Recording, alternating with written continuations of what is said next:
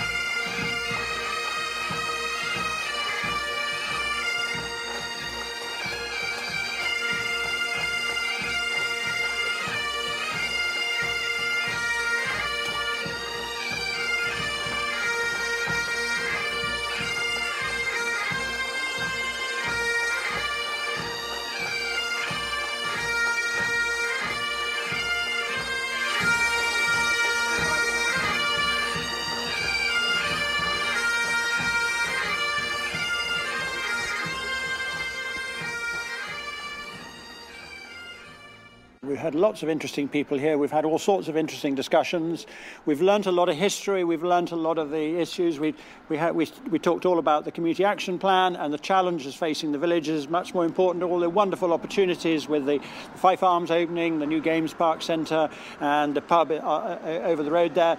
And of course, we now want to make certain that the castle is up to speed and that what the facilities we offer our visitors are of a 5-star nature. It'll take us a few years to get there, but we will get there. So this afternoon we've got 2 workshop sessions. First workshop session is really to look at the castle in the wider context of the village and to start to map some of those opportunities and challenges that we saw in terms of the castle's relationship. And then the second session is to really start to look at the site and the castle itself and how the facilities could sit on the site, dealing with the issues of parking and whether the castle contributes parking to the village. People really do engage when there's something interesting going on, and I think what we've put on here is hopefully a very interesting day, and I look forward to a long and happy relationship with the Prince's Foundation, but also with all the other many wonderful businesses in the village. Simon, after this meeting, we're going to put together a report back to the Braemar Community Limited of the outcomes of this, including capturing all of the comments and the drawings and the work. That'll be in a framework plan, and then we'll be talking with the group about how that is then represented to the wider village for a next round of comment and observation to make sure that we've captured everything so far. And then I think the Braemar community will be considering how they take that forward. Is that how you understand it, Simon? Absolutely. I think it's really important we make certain everybody in the village got a chance to comment if they want to comment. If they don't want to comment, that's also fine. But, you know, we want to hear from everybody. We want to hear what they think. You know, how's the castle doing? How does it link with the village? And how can we best make certain that this wonderful place that Braemar, where we live, is even better for ourselves and for visitors for many more years to come? And I think what we heard from one of the speakers this morning is that the village is at a particular point in terms of what is happening in the village, whereby there's great opportunity, but there are also some interesting challenges with the Fife Arms opening, with the new Highlands Game Centre opening in March next year, and then the castle coming forward. I think there's some great interesting things here, but it needs to be balanced between tourism and the community. Yeah, we all live here. We all enjoy a wonderful quality of life. We want to make certain that that quality of life continues, both for us and for all the people who come and visit here, because the danger is we could make it too much of a Disneyland or too much of a popular place, and the villagers will just stay away. You know, we hear these dreadful stories about some of the places in Scotland where they've perhaps got too many people, and we just want to make certain that actually we get the balance right. Yeah.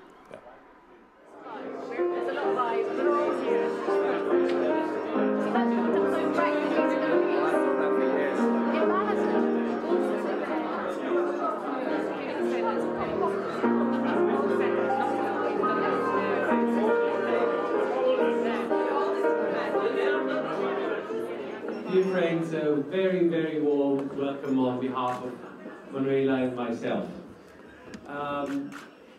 It is one of the privileges to give these emotional speeches, and today is a very emotional speech when you have some crazy ideas and crazy visions.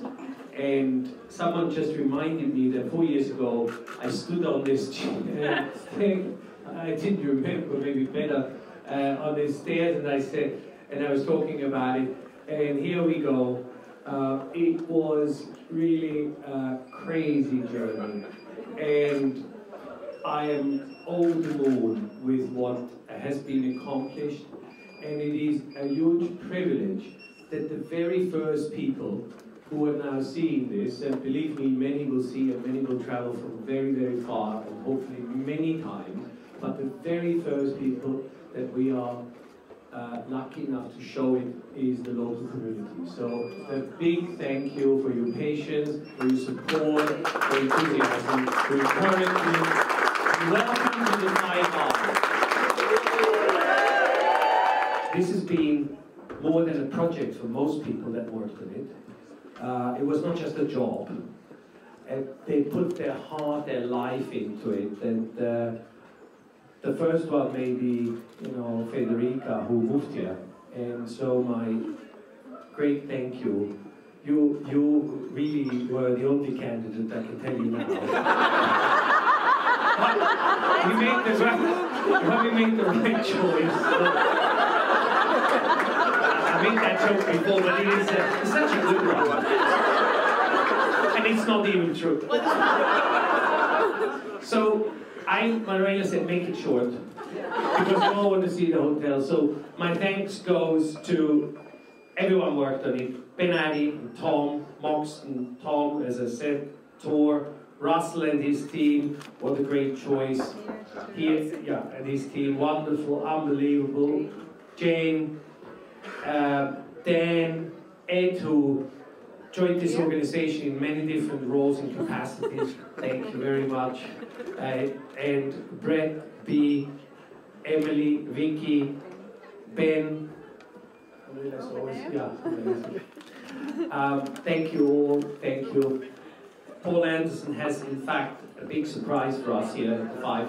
He's going to play, and he has composed a tune, a Fife Arms tune, and made another beautiful drawing. I am overwhelmed, and thank you so much, Paul. Yeah, you can use that microphone too. Thank you. It's not bad, is it? It's beautiful. This tune's very fresh. In fact, I just finished writing out when Ivan came in. so I may well muck up a bit in there, so it's but hopefully no. It's a march. I thought a march is a tune that's got a bit of dignity, and I thought that it suits the look of the building. And I've written it in the style of a James Scott Skinner march. They're very distinctive, but you can't get much better D-side musically than Skinner, and I felt that was an appropriate style. So it's just called the Fife Arms Braemar.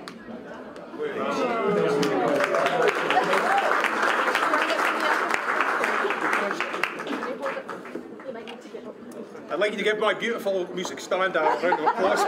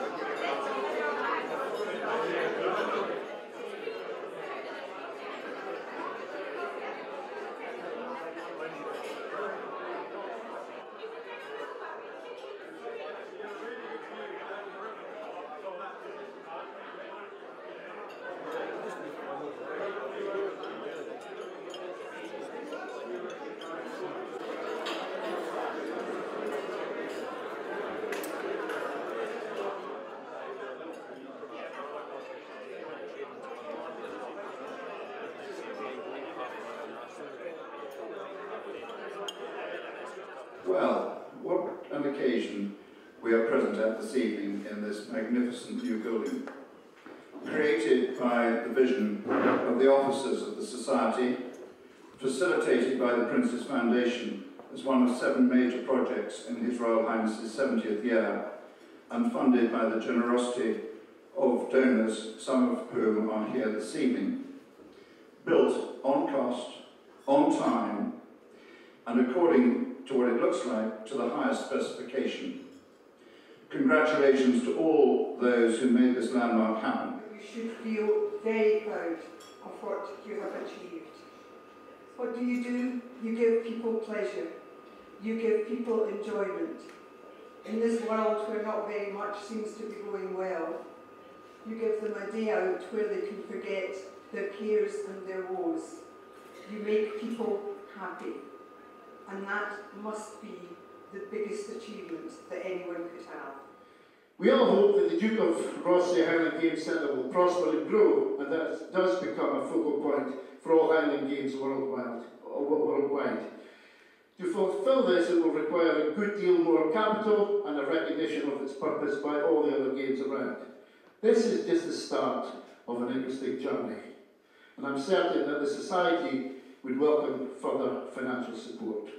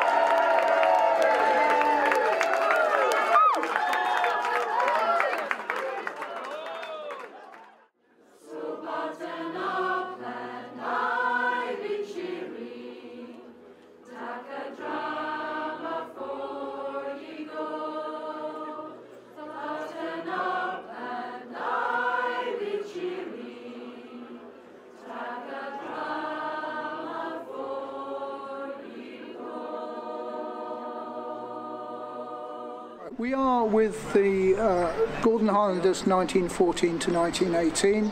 That's a historical reenactment group that's been going now for about 9 years. And we recreate as accurately as we can the life of the Gordon Highlanders during the First World War. We did not go to war wearing boots and puttees. We went to war in 1914 wearing shoes and spats. Just like the pipelines do nowadays. But we found that the shoes and spats got sucked off in the mud in Flanders, so by early 1915 we're putting our soldiers in boots and puttees. We wear khaki hose tops. We did not go to war wearing khaki hose tops. We went to war wearing very pretty black and red diced hose tops. And they were a bit of a giveaway, and so we changed the khaki. We have members in Scotland, of course, and in the north of England, and most of our events are in Scotland and the north of England. And we're very, very pleased to be in Braemar, which of course was in Gordon's recruiting territory, having been invited along to this Armistice event. The other thing that you'll notice, which I didn't mention before, about our soldier dressed for going into battle, is that he is wearing a kilt cover. This was another lesson from the South African War. We went into war in South Africa wearing dark kilts. All the kilts were dark, of course, whatever the regiment, plus a light khaki jacket about that colour. That made us really conspicuous. Not only that, but in front of the kilt, we were wearing a hair sporran, either black with white tassels or white with black tassels, depending on the regiment. And that was a perfect aiming point for the Boers, who were expert marksmen. Not exactly where you want to get hit. So in the South African War, after the horrible experience at Majesfontein, we introduced a kilt apron covering the front of the kilt, and by the time of the Great War, if you'd like to give us a twirl in a military manner, please, you can see it is extended right round the kilt and is actually pleated at the back. And this is the Braemar Remembers event this afternoon? That's right, yes. And I understand you'll be playing a significant part of the particular event. Well, we will be playing a small part. I have a last letter to read and also a recite in Flanders Fields, the poem. In Flanders Fields, the poppies blow between the crosses, row on row, that mark our place. And in the sky, the larks, still bravely singing, fly scarce heard amid the guns below. And then there will be a procession by soldiers of different eras, starting with the First World War. That's the biggest contingent, but also later. And there is an act of remembrance at the end of the ceremony, which I think I hope people will find quite moving.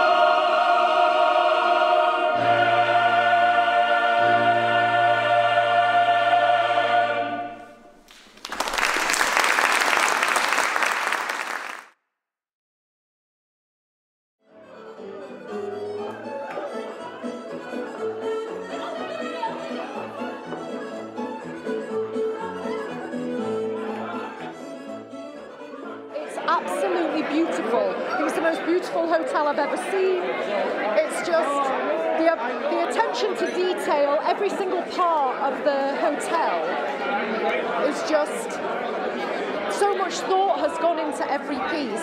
And also I love the fact that it's so traditional in many ways, but also all the contemporary pieces of art that are in there, they shouldn't work, but yet they do. It just, like that massive chandelier in the lobby when you come in, it's so, you know, modern and contemporary, but it really, really fits. The Picasso that's in the drawing room, it's just beautiful. I was completely bowled over by it. I've just been so excited about the whole thing. I think it's wonderful. There's clearly a huge amount of work and time and effort gone into producing what we're seeing here today. There's an awful lot of detail. I think the detail is perhaps one of the things that people are going to enjoy the most. So I'm just going around all the pictures in the pub here and looking at who everybody is and trying to recognise them and having some success, sometimes not always recognising everyone, but no, I think it's marvellous, and I think it'll be great for Braemar as well, which is the main thing. I think it'll really form a centre to the village, basically reviving the wonderful hotel that was here and evolved through Victorian and Edwardian times, and bring it back to its heyday effectively. So, yeah, no, I think it's good. Oh, I am, full of joy, and it's quite emotional. We've been waiting for tonight for over 4 years, so I think everybody shares memories, and all the pain is and the struggle is forgotten. It really, truly is a celebration.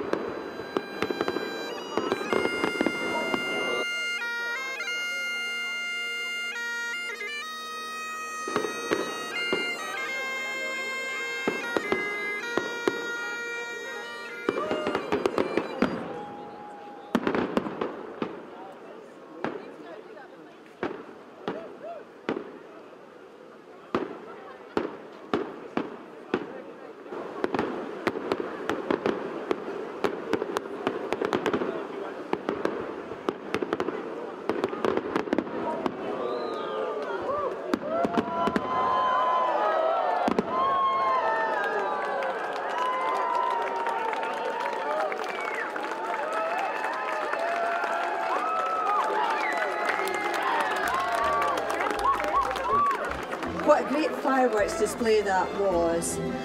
Thanks for watching Braemar TV, and from all of us, have a Merry Christmas.